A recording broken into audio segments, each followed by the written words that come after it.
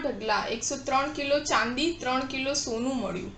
કર્ણાટકમાં પોલીસની રેડમાં મળ્યો કુબેરનો ખજાનો, 5 કરોડ રોકડા અને જ્વેલરી જપ્ત। કર્ણાટકના બલ્લારીમાં લોકસભા ચૂંટણી પહેલા એક દુકાનદારના ઘરમાંથી કરોડોનો ખજાનો મળી આવ્યો છે। વાસ્તવમાં એક બાતમીના આધારે પોલીસે રવિવારે બુસરાપેટ પોલીસ સ્ટેશન વિસ્તારમાં જ્વેલરી શોપના માલિકના ઘરે દરોડા પાડ્યા હતા।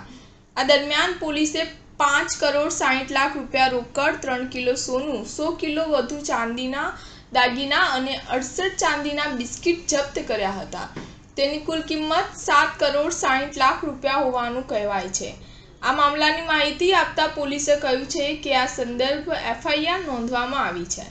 હાલ મામલાની તપાસ ચાલી રહી છે। મળતી માહિતી મુજબ આરોપી નરેશ જ્વેલરીની દુકાન ચલાવે છે। પોલીસે તેના ઘરેથી મોટી રકમ રોકડ અને દાગીના જપ્ત કર્યા છે। પોલીસે આરોપી નરેશને પણ કસ્ટડીમાં લીધો છે। પોલીસને આ કેસમાં હવાલા લિંક હોવાની શંકા છે। હાલ પોલીસે કલમ 98 હેઠળ કેસ નોંધ્યો છે અને દુકાનદારને પૂછપરછ માટે આવકવેરા વિભાગમાં મોકલવામાં આવશે। સ્ટાર ન્યૂઝ 7 હંમેશા સચ્ચાઈની સાથે।